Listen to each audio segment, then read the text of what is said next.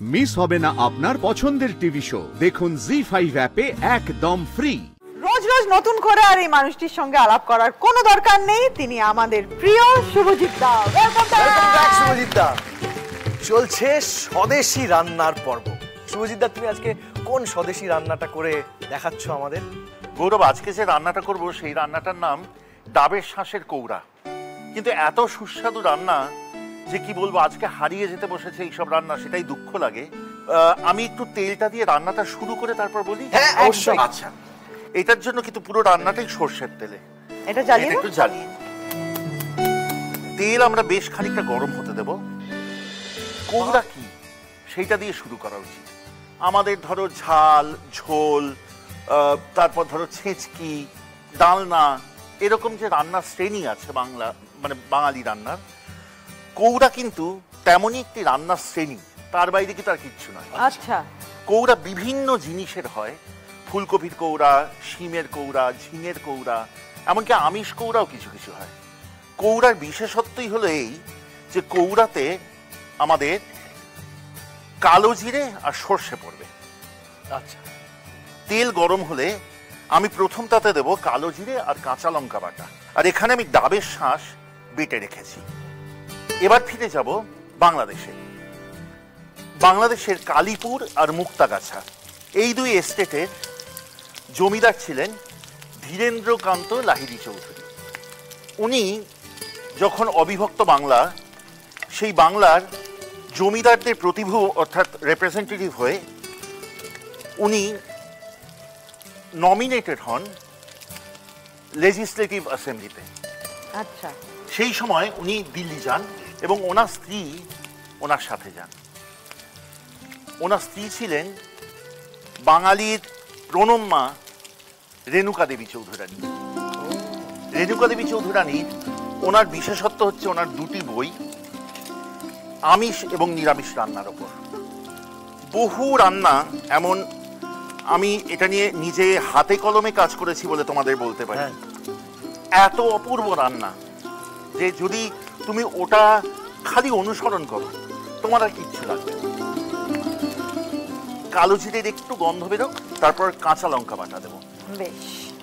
আচ্ছা শুভজিৎ দা, আমার একটা জেনুইন প্রশ্ন আছে। বলো। সত্যি তোমার এত গল্প তোমার জানা, তো তার মধ্যে তোমার মানুষের নাম, জায়গার নাম, সালটাও মনে থাকে, তো এটা কি তুমি পড়াশোনা করে আসো না তোমার সব মনে থেকে যায়? না, সব যে মনে থাকে তা কিন্তু নয়, জানো তো।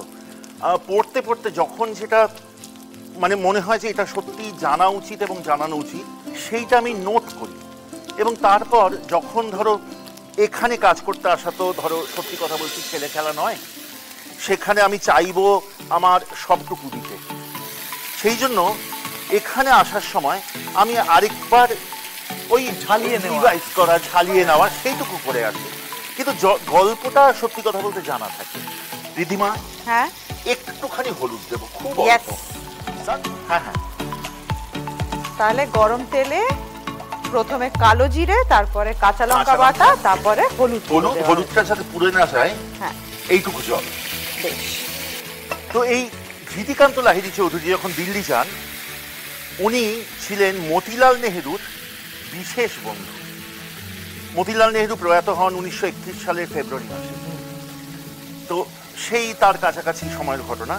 মতিলাল নেহেরুর প্রয়াত হওয়ার পর উনি সরোজিনী নাইডু এবং জওহরলাল নেহেরুকে ওনার বাড়িতে ডাকেন খেতে।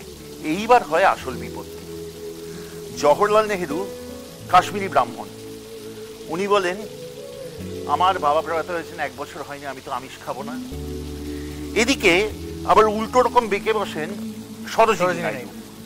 উনি বলেন, আচ্ছা আমার কিন্তু মশলাটা কষে তেল ছেড়ে গেছে, এবার আমি এতে দিয়ে দেবো ধরো 3টে ডাবের শাঁসের পরিমাণের শাঁস। এটা বেটে রাখা আছে, এটার মধ্যে কি তার কিছুই দেওয়া নেই, খালি ডাবের শাঁস বাটা। এবার উনি বলেন, সরোজিনী নাইডু, যে আমি বাঙালি মেয়ে, আমি কেন নিরামিষ খেতে যাব, আমি আমিষ খাবো, একদিন নেমন্তন্ন হয়েছে। তো রেণুকা দেবী কি করেন, উনি তো মাথায় হাত দিয়ে বসেন। এইবার এগিয়ে আসে সাহায্যে দিল্লির বাঙালি সমাজ। সরি ইন্টারাপ্ট করছি, এই দুটো কি দিলে একটু বলে দাও। পুরোটাই ডাবের শাঁস। ও আচ্ছা, 3টে পাত্রে ছিল। আচ্ছা আচ্ছা। এবং এই গল্প রেণুকা দেবী নিজে লিখছেন ওনার বইয়ে। এগিয়ে এসে বলে যে কুছ পরোয়া নেই, আমরা আছি তোমার সাথে। কি করব না, আমরা সবাই মিলে বাড়ি থেকে একটা একটা করে রান্না করে আনবো। তাতে কি হবে, তাতে অনেক পদ হয়ে যাবে, পটলাকের মতো একদম। এবার ওনার বাড়ির ঠাকুর ছিলেন ধ্রুবদা। তিনি একেবারে দারুণ দক্ষ ঠাকুর। তিনি খুব উত্তেজিত যে জওহরলাল নেহেরু আসছেন বাড়িতে। তো তিনি কি করলেন, এদিকে খালি একের পর এক রান্না করে যাচ্ছেন। রান্নার হাত কিন্তু অপূর্ব ছিল সেই ধ্রুবদার। আর তিনি বলছেন আর কাউকে আসতে হবে না। এবার জওহরলাল নেহেরু এসছেন। রেণুকা দেবী নিজে আবার লিখছেন 64 আমিষ, 64 নিরামিষ পদে সেদিন জওহরলাল নেহেরুকে এবং সরোজিনী নাইডুকে খেতে দেওয়া হয়েছিল। বাপরে বাপ। এবার খেতে দেওয়া তো হয়েছে, খেয়ে দিয়ে ওনরা বসার ঘরে গিয়ে বসেছে। আচ্ছা, এইখানে এবার একটু দেব নুন আর চিনি। এটা নিরামিষ রান্না তো, আমি কিন্তু নুন হাতের মাপে। চিনিটা দেব খুব কম নয়, খুব বেশি নয়, এমন দেবো কারণ ডাবে তো একটা হালকা মিষ্টি ভাব আছেই। আর নিরামিষ রান্না একটু মিষ্টি ভাব ভালো লাগে। কিন্তু এইবার সেই বসার ঘরে কোথাও কিছু নেই। তখন ধ্রুবদা এসে সোজা ডাইভ দিয়েছেন জওহরলাল নেহেরুর পায়ে। উনি অবাক হয়ে গেছেন যে কি হচ্ছে। বলছে স্যার, আমি আমাকে আপনার লেগে দেব, আমার দেশের কাজে আমাকে নেন। সে ওরে ওট ওট হেনা তেনা বলে অনেক কষ্ট রেখে টেনে হিচড়ে তোলা হয়েছে। তুলে তারপর সেই নিয়ে আর কি ওনাদের বাড়িতে খুব হাসাহাসি। এটা ওনার এতটাই মনে রাখার মতো গল্প যে 64 পদ এবং ধ্রুবদার এই কাণ্ড, যে উনি নিজে আলাদা করে এই গল্প লিখেছেন ওনার বইয়ে। আজকে 14ই অগস্টের পর্ব।